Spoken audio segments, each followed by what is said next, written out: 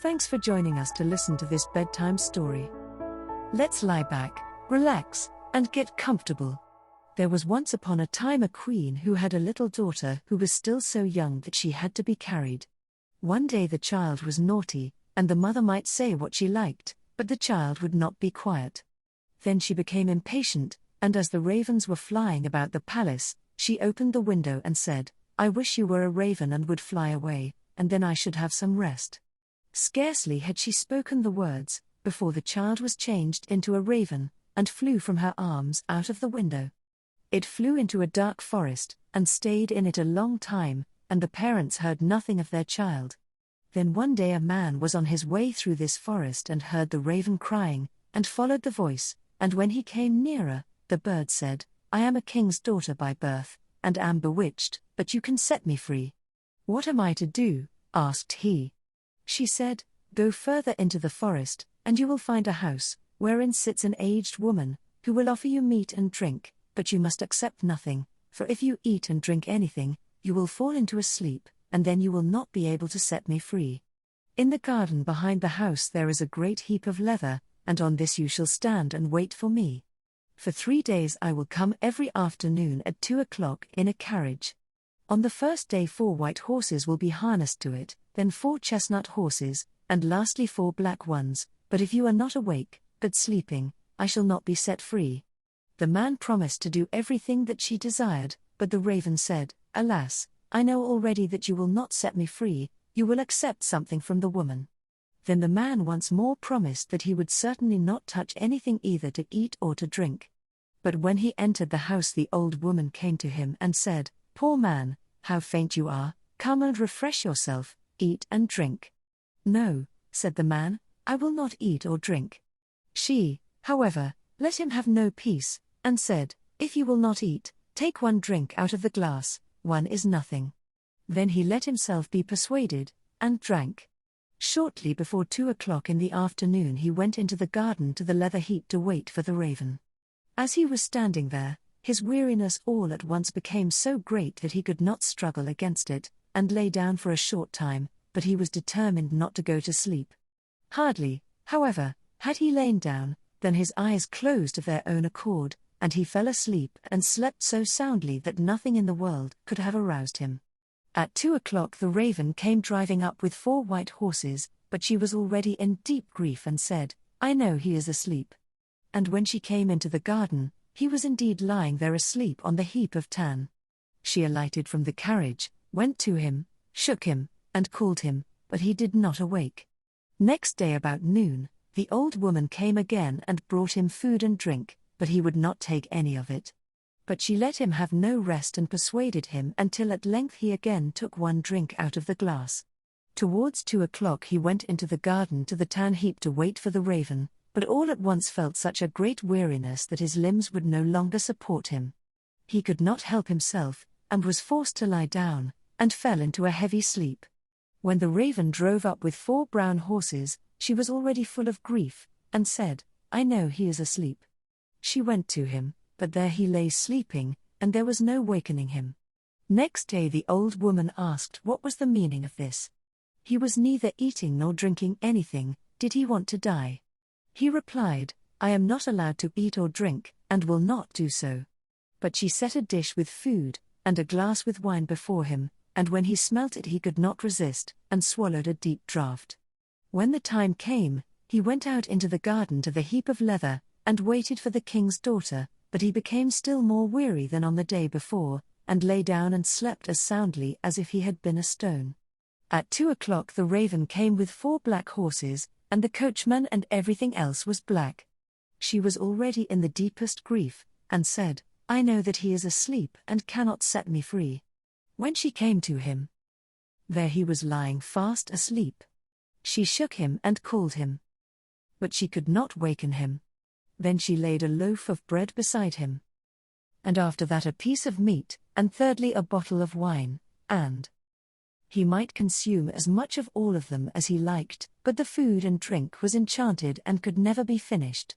After this she took a gold ring from her finger, and put it on his, and her name was graven on it. Lastly, she laid a letter beside him wherein was written what she had given him, and that none of the things would ever grow less, and in it was also written, I see right well that here you will never be able to set me free, but if you are still willing to do so, come to the golden castle of Stromberg, it lies in your power, of that I am certain. And when she had given him all these things, she seated herself in her carriage, and drove to the golden castle of Stromberg. When the man awoke and saw that he had slept, he was sad at heart, and said, She has certainly driven by, and I have not set her free. Then he perceived the things which were lying beside him, and read the letter wherein was written how everything had happened. So he arose and went away, intending to go to the golden castle of Stromberg, but he did not know where it was. After he had walked about the world for a long time, he entered into a dark forest, and walked for 14 days, and still could not find his way out. Then it was once more evening, and he was so tired that he lay down in a thicket and fell asleep. Next day he went onwards, and in the evening, as he was again about to lie down beneath some bushes, he heard such a howling and crying that he could not go to sleep. And at the time when people light the candles, he saw one glimmering, and arose and went towards it. Then he came to a house which seemed very small, for in front of it a great giant was standing. He thought to himself, If I go in, and the giant sees me, it will very likely cost me my life. At length he ventured it and went in. When the giant saw him, he said, It is well that you come, for it is long since I have eaten. I will at once devour you for my supper. I'd rather you did not, said the man. I do not like to be eaten, but if you have any desire to eat, I have quite enough here to satisfy you. If that be true, said the giant, you may be lucky. I was only going to devour you because I had nothing else.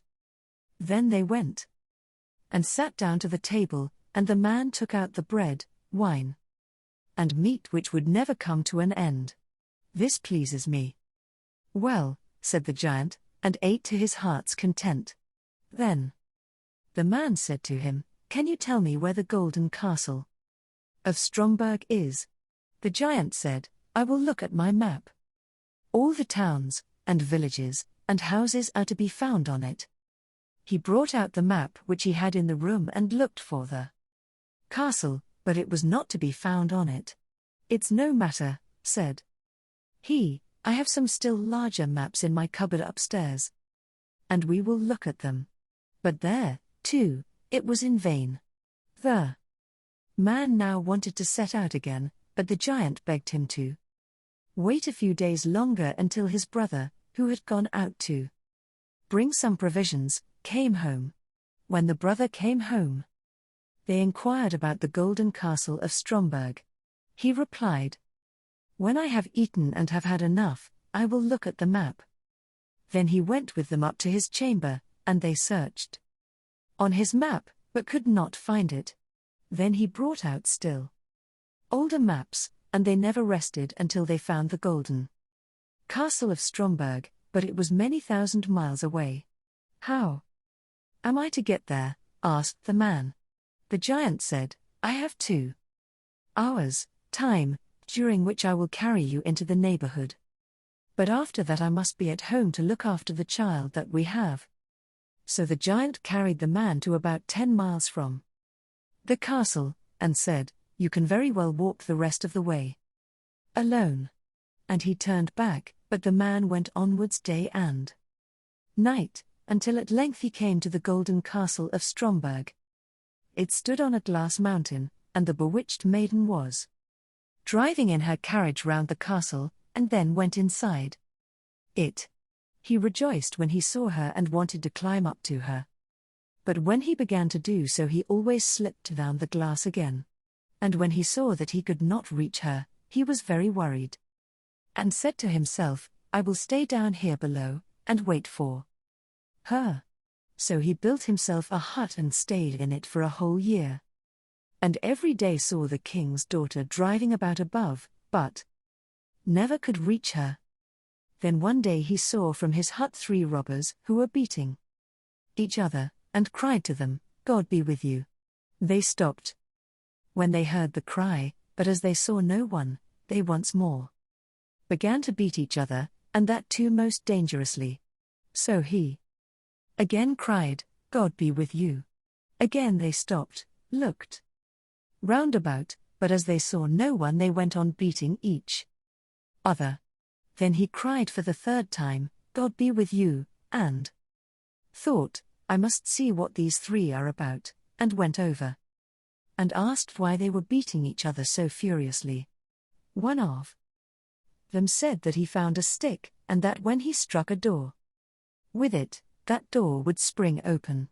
The next said that he had found a mantle, and that whenever he put it on, he was invisible. But the 3rd said he had found a horse on which a man could ride everywhere, even up the glass mountain. And now they did not know whether they ought to have these things in common, or whether they ought to divide them. Then the man said, "I will give you something in exchange for these 3 things.